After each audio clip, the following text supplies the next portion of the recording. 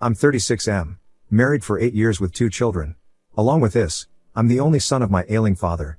You see, my dad is suffering from kidney problems for many years now. But in the last 2-3 years, his condition has worsened, and he has to go for dialysis twice a week. Earlier, he was able to commute on his own, but over the last year, he often asked me to accompany him. He is also growing weaker every day. Now, I have made it routine for myself that I would be taking my father for dialysis every time. I don't want to leave him alone in this condition. He has to go for dialysis 2 days a week, so I have fixed Saturday and Wednesday. Saturday is my week off, so it's not a concern. For Wednesday, I got permission from my boss to leave early and then compensate for the remaining hours/work in the night after returning home from the dialysis. I've been working in this company for 10 years. My boss has seen me as a hardworking and loyal employee, so granting this special permission wasn't a big deal for him. However, the problem was at home with my wife, Avril, 34F. When she got to know that I would be taking my dad for dialysis twice a week, she got upset. She didn't like it when I used to take him occasionally, but she never expressed her displeasure up front. Now that I had taken up the responsibility diligently, she could not stop herself. She said that there's no point wasting my time on my father because whatever I do, he was never going to be impressed by me. Well, here's a little context to this. My dad owned a merchandising business.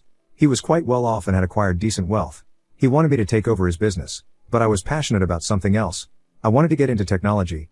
I was enthusiastic about coding and creating software, so after school, when Dad wanted me to take up some business or management courses, I took up a software degree. He was still fine with that until I was willing to join his company. However, after completing my graduation, I started working for a renowned tech firm. Dad wasn't happy that instead of taking forward his legacy, I was working for someone else. He kept asking me to join his business, and I kept stalling it. After my marriage, Dad asked me the final time if I wanted to join, and I said no. Dad got furious and said he would give all his wealth to the charity, and I wouldn't get a penny. I still didn't budge from my decision. You see, I was earning well even at that age. I bought a car and my own house at the age of 29. I was pretty confident that I would be able to lead a decent life even without his wealth. I told him that I didn't need his money and could build wealth on my own. Our relationship soured after that point. 5 years back, Mom passed away due to cardiac arrest.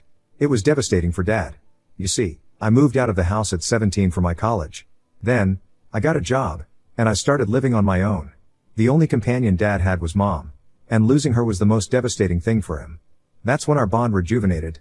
I started visiting him often and used to take my kids to play with him. Eventually, he stepped down from his company and gave it to a trust to run. My wife, Avril, was never close to my parents. Until my mother was here, Avril used to avoid visiting my parents, saying that my mother was too nosy in our lives and they didn't get along with each other. When my father announced that he would remove me from his will, Avril started openly criticizing my parents for being mean and evil. I insisted she stay away from my relationship with my parents, but she always stepped in and said it was something that was going to affect our future, especially our children's. I assured her that ours and our children's future are secure irrespective of Dad's wealth, but she was not willing to understand that. Now, coming to the current situation, Avril created a fuss when she got to know that I would be accompanying Dad for dialysis twice a week. Initially, I tried to make her understand that Dad had no one but me. He has lost his parents long back. Though he has an elder brother, he lives in the other end of the city and rarely visits Dad. Dad has become very lonely after Mom's demise, and in this condition, I cannot abandon him. But my wife refuses to understand this. Of late, she had made my life miserable. Every Saturday, she comes up with some plans. Either it is hosting a party at the house, deep cleaning the house, outing with the children, or as stupid as grocery pickup. I made her understand that she can plan anything she wants on Sundays because, on Saturdays, I have to take Dad for dialysis. But she continues with her plans and then later rebukes me for being late or missing it. I had to rush to my dad to pick him up, then take him to the dialysis center, and after it was done, I dropped him and ran back home to her sarcasm and tantrums. It is not just about Saturday. She does the same for Wednesday evening. I had committed to my boss that I would compensate for the remaining work late in the evening or in the night after returning from the dialysis, but she always had a plan to trouble me. Almost every Wednesday evening, she would go out, either to meet her family, her long-lost friends or to attend some random party, leaving the children's responsibility to me. I had to juggle my work, cook for the children, feed the younger one, and meanwhile complete my pending tasks at my workplace. This was after a hectic day at work and at the dialysis center. I know it's getting long, but this is how miserable my condition is. Many times, my dad suggested that I let him go to the center with the nurse because he sees me always in a hurry and tense, looking at my watch. After dropping him home, I don't even wait for a second and rush back. Even while picking up, I ask him to be ready and come outside before I arrive. Dad has a full-time nurse and a caretaker to take care of him, But I still feel bad for not spending time with him. The drive from his house to the center is 30 minutes. Earlier, I used to enjoy chatting with him during that drive about the good old days of children. But as Avril's tantrums have increased, all I'm concerned about is rushing back home. Most of the time, I'm just overspeeding my car in the traffic, taking shortcut lanes, and overtaking other vehicles to cut down the drive time. This is the only time I get to spend with Dad, and I don't want to ruin that or stop it by asking him to go with the nurse. I, too, have some responsibilities as a son. I'm just not able to bear this woman any longer. Update 1. It is just getting worse every day. My wife is not leaving any stone unturned to dissuade me from attending my father. Her point is that it is a lost deal. Dad had already removed me from his will and had given his wealth to charity, so there was no point wasting time and energy on him. I fail to understand her. Do we do everything just for profit and loss? What if someone's parents don't have any wealth or are poor? Do their children abandon them because they have nothing to offer? After listening to her tantrums for so many months, I finally told her that she was not going to inherit anything from her parents, so why does she visit them every now and then? Oh my God, she lost her SHT at this and said, "My parents did a lot more than your greedy father. They supported me in everything. They are not like your father, who disowned you for not joining his business. My father would have never done that to me. So don't you dare compare my parents to yours. It was not just once. This type of argument is becoming a norm at my house almost every Wednesday and Saturday after I return from dialysis. Just that it is getting severe and ugly at every instance. Earlier, she used to fight with me alone. Now, I see her yelling and shouting at me in front of the children. Not only this, I have heard her bad-mouthing my dad in front of my children and manipulating them against me and my dad. I heard it and intervened, which again led to an ugly fight between us. Avril's fight has become a routine for me. On the days when she doesn't fight, I feel something is missing, only she becomes more aggressive the next day. I have almost given up on her. Now, I don't yell back and answer her, I just ignore her as if she doesn't exist for me. What else should I do? I cannot abandon my father just to please her. I don't care if he has kicked me out of his will. He did so because of my own decision. I refused to join his company. He was forced to give his hard-earned business to the trust. It must have been so disheartening for him. That company was a baby to my dad, and he had to donate it to someone else. He had all the right to disown me because I had hurt him. I sometimes feel that karma is biting me back because I had hurt my dad. On the other hand, Dad is becoming weaker. He is barely able to walk on his own. He needs support to step him down to the car. To save time, I used to ask him to come outside and drop him outside the house. But now, I don't care about being late. I go inside to carefully walk him to the car and then drop him to his bed until he settles down peacefully. He is also having shortness of breath, so I make sure to walk him as slowly as he wants. Also, while driving, I drive carefully so as not to overspeed and increase his heart rate. I don't care about going late to my house because rushing to the house was also not helping. If I anyway have to deal with that evil woman, why not at least keep Dad happy? My casual attitude has worsened the situation, and yesterday, Avril said that I need to choose one of them, either my dad or her. I tried to make her understand that Dad was not going to be with us forever, seeing his condition. It didn't look like he was going to make it long. She came back with a curt reply, "In that case, you need to make your choice carefully. Someone who is going to be with you forever or someone who is going to die soon." This was so insensitive. I told her, "You know what? I'd better choose my dad than choose you, who is so evil and selfish to a dying man." She packed her bags and left. I didn't even stop her. She needed some time to cool off, and I also needed some space from her. In her absence, I'm taking care of the house, my children, Dad, and my work, yet I feel so relieved, so relaxed. Her absence is actually soothing to me. The day before yesterday, she sent me a divorce paper. I was somewhere expecting it but didn't anticipate it to be coming so soon. I was shocked, but deep down, I was happy and relieved. I didn't call her, just signed the papers and sent her back. Surprisingly, she didn't ask for the custody of the children. That was the only clause I was worried about, but she clearly didn't want them. When she received the paper, she called me back, yelling that how could I just sign it without calling her and pleading with her. Funny, right? Her mom snatched the phone and shouted that I should have acted like a man and tried to pacify his wife back into the marriage instead of just signing the papers. It was so funny. Why would I do that? She wanted a divorce, and I complied. I was like, it was good for me. I got rid of her without a fuss. I also taunted her that she even abandoned her children and didn't want them. She said I could have all my assets, including my 2 children. She didn't want any of it. Her mother said Avril was still very young, and she didn't want the baggage of children on her shoulders. I said fine by me. I'm glad to have my kids with me. It is a relief for me, no doubt, but I'm worried about my children. They miss their mom, mostly the younger one when I'm at the office.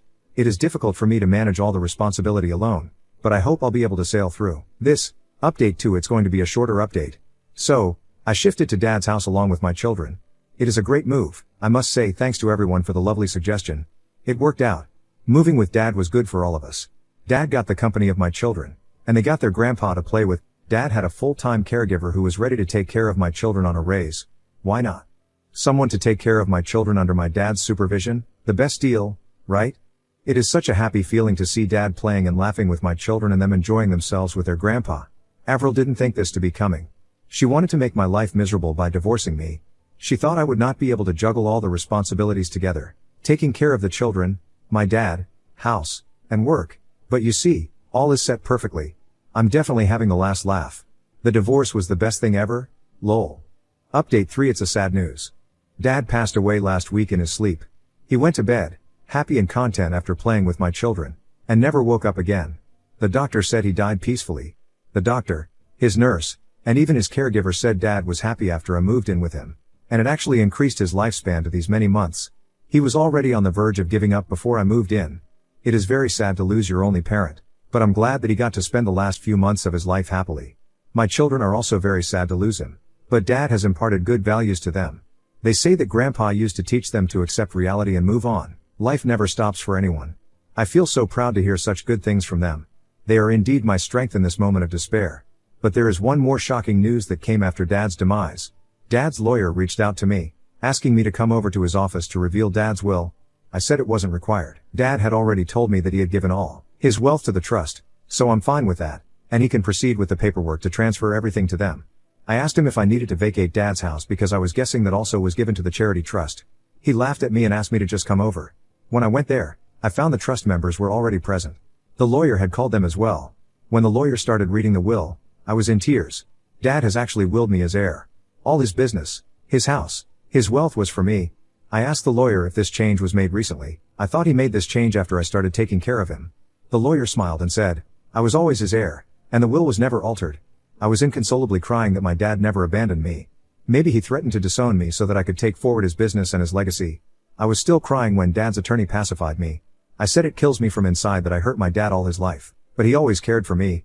The lawyer said that Dad was actually very proud that I didn't give up on my passion under his pressure and that I was happy to lose my generational wealth to pursue my passion. Dad was very proud of me. The lawyer said that I'm the decision maker of the business, and if I want, I can take the company back from the trust and run it myself. I'm thinking of doing that. I did whatever I wanted to do. Dad indirectly supported me. Now, it was my time to pay him back. I'm thinking of taking it back from the trust and scaling it to the level Dad wanted his business to fly. I came back home and told my children about their grandpa's will. He has given some portion of his wealth to my children as well after they turn 18.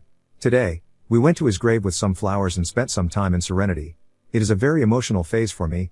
Update 4.0. You know, the ants came back running on seeing the sugar candy. A month later, to Dad's demise, I started taking over his business and other community service work. First of all, I quit my job and took over the business.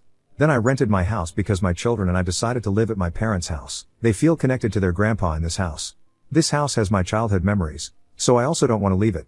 With this news that I had inherited my father's $1 million wealth, I got many visitors at my house, long-lost relatives, friends, and neighbors, but the most surprising visitor was my ex-wife, Avril, and her parents.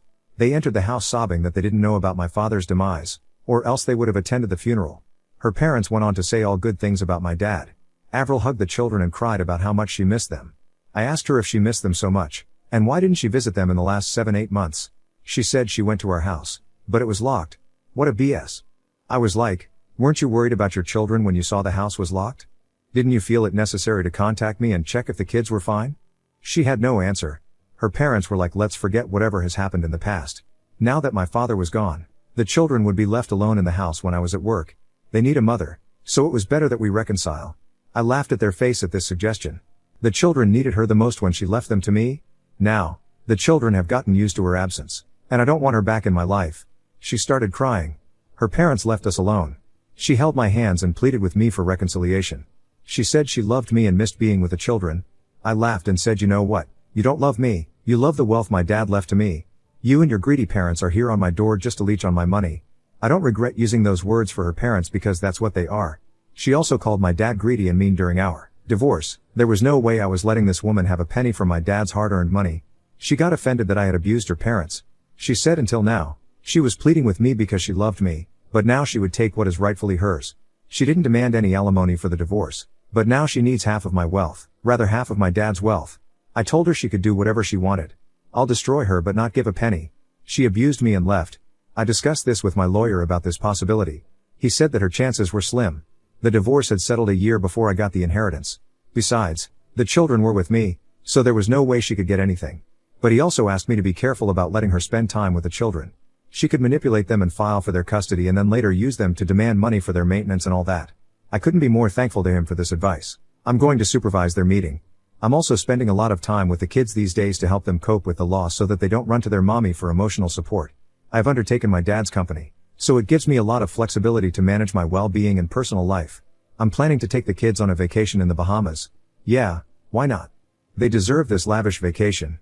No, it's about overspending my dad's wealth. I could have also afforded it, but I didn't have the time earlier, juggling work and taking care of dad.